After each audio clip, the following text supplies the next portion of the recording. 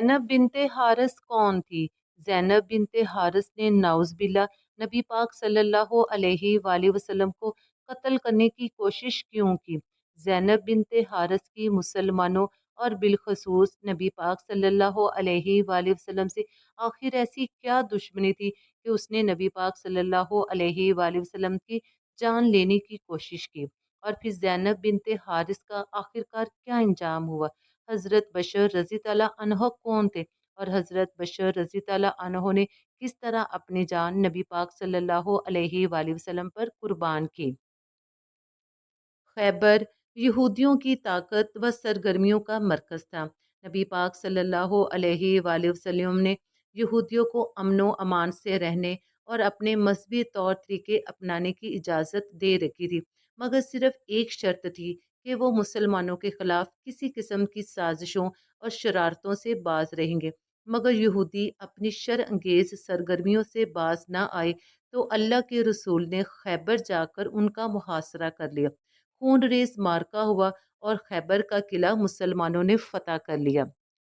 خیبر کا قلعہ فتح کرنے کے بعد نبی پاک صلی اللہ علیہ وآلہ وسلم چند روز کے لیے خیبر میں قیام پذیر ہو گئے تاکہ آپ یہودیوں کو مکمل امن و امان دیں، اور ان پر طرح طرح کی آپ نے نوازشیں کی تاکہ ان کی تالیف قلب ہو سکے۔ مگر یہودیوں کے اندر اس قدر خباثت بھری ہوئی تھی کہ وہ سرکشی اور احسان فراموشی سے باز نہ آئی۔ مسلم بن شکم کی بیوی زینب بنت حارث نے نبی پاک صلی اللہ علیہ وآلہ وسلم کی جان لینے کی کوشش کی۔ زینب بنت حارث ایک دن صحابہ کرام کے پاس آئی اور پوچھنے لگی، میں نبی پاک صلی اللہ علیہ وآلہ وسلم اور تم لوگوں کی دعوت کرنا چاہتی ہوں، اس لیے تم لوگ مجھے بتاؤ کہ حضور صلی اللہ علیہ وآلہ وسلم کو بکری کے گوشت کا کون سا حصہ پسند ہے؟ جس پر اسے بتایا گیا کہ نبی پاک کو دستی کا گوشت پسند ہے۔ چنانچہ زینب یہ سن کر واپس لوٹ گئی۔ اس کے بعد اس نے ایک بکری ذبح کی، اس کو اچھی طرح بھونا اور پھر اس میں زہر ملا دیا۔ مغرب کی نماز پڑھا کر سرکار دو عالم صلی اللہ علیہ وآلہ وسلم جب واپس تشریف لائے تو آپ نے اسے منتظر پایا۔ آپ نے پوچھا، کیوں آئی ہو؟ زینب بولی، اے ابو القاسم، میں آپ کے لیے ہدیہ لائی ہوں۔ نبی پاک صلی اللہ علیہ وآلہ وسلم نے اسے ہدیہ لینے کا حکم دے دیا۔ چنانچہ دسترخوان چنا گیا اور تمام صحابہ کرام نبی پاک صلی اللہ علیہ وآلہ وسلم کے ساتھ کھانا کھانے کے لیے بیٹھ گئے۔ نبی پاک صلی اللہ علیہ وآلہ وسلم نے بسم اللہ پڑھ کر پہلا لقمہ لیا، مگر فوراً ہی اگل دیا اور ارشاد فرمایا، ہاتھ روک لو، گوشت نے مجھے بتایا ہے کہ اس میں زہر ہے۔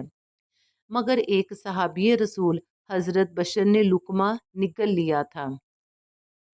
حضرت محمد نے زینب کو بلایا اور پوچھا، تم نے اس کھانے میں زہر ملایا تھا؟ زینب نے پوچھا، آپ کو کس نے بتایا؟ نبی پاک صلی اللہ علیہ وآلہ وسلم نے فرمایا، گوشت کے ٹکڑے نے، جس کو میں نے منہ میں رکھا تھا۔ زینب نے یہ بات سن کر کہا، ہاں، میں نے اس میں زہر ملایا تھا۔ حضور صلی اللہ علیہ وآلہ وسلم نے یہ بات سن کر پوچھا، تم نے ایسا کیوں کیا؟ زینب نے جواب دیا، آپ لوگوں نے خیبر کی جنگ میں میرے باپ، بھائی، چچا مرحب اور شوہر کو قتل کر دیا، میری قوم کو تباہ کر دیا۔ میں نے سوچا اگر آپ بادشاہ ہوں گے تو ہمیں آپ سے نجات مل جائے گی، اور اگر آپ اللہ کے سچے نبی ہوں گے تو آپ کو اس زہر کی خبر پہلے ہی مل جائے گی۔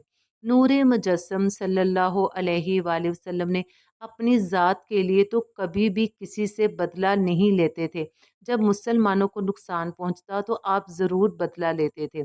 چنانچہ آپ نے اس وقت زینب کو معاف کر دیا اور اسے کچھ بھی نہ کہا، جبکہ صحابہ کرام نے آپ سے اسے قتل کرنے کی اجازت مانگی تھی، مگر آپ نے درگزر فرمایا اور اسے قتل کرنے کی اجازت نہ دی۔ اب ذکر کر لیتے ہیں حضرت بشر کا۔ حضرت بشر بھی نبی پاک صلی اللہ علیہ وآلہ وسلم کے ساتھ کھانا کھانے کے لیے موجود تھے۔ انہوں نے وہ زہریلے گوشت کا ایک ٹکڑا نگل لیا تھا۔ جب نبی پاک صلی اللہ علیہ وآلہ وسلم نے ہاتھ روکنے کو کہا تو وہ لقمہ ان کے معدے میں جا چکا تھا، جس پر پھر حضرت بشر بولے، اے اللہ کے رسول، قسم ہے اس ذات کی جس کے قبضے میں میری جان ہے، جو لقمہ میں نے کھایا تھا مجھے اس میں سے کچھ محسوس ہوا تھا، لیکن میں نے صرف کو اس لیے نہیں اگلا کہ کہیں آپ کا کھانا خراب نہ ہو جائے۔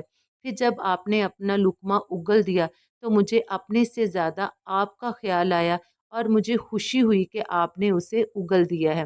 حضرت بشر کا رنگ اس کے بعد نیلا پڑ گیا اور وہ 1 سال کے بعد اس زہریلے گوشت کی وجہ سے فوت ہو گئے، جس پر نبی پاک صلی اللہ علیہ وآلہ وسلم نے پھر زینب کو بلا کر قصاص میں اسے قتل کروا دیا۔ اس طرح حضرت بشر نے نبی پاک صلی اللہ علیہ وآلہ وسلم پر اپنی جان قربان کر دی اور کھانے کی میز پر لقمہ نہ اگلا تاکہ نبی پاک صلی اللہ علیہ وآلہ وسلم اور دوسرے تمام صحابہ کرام کا کھانا خراب نہ ہو اور نہ ہی ان کا دل برا ہو۔ مگر جو زہریلے گوشت کا ٹکڑا نبی پاک صلی اللہ علیہ وآلہ وسلم نے اپنے مبارک منہ میں رکھا تھا، اس کا اثر آپ صلی اللہ علیہ وآلہ وسلم کے معدے مبارک تک پہنچ گیا تھا۔ وقت وصال کے وقت نبی پاک صلی اللہ علیہ وآلہ وسلم فرمایا کرتے تھے کہ زہر کے اثر سے میری رگیں کٹ رہی ہیں۔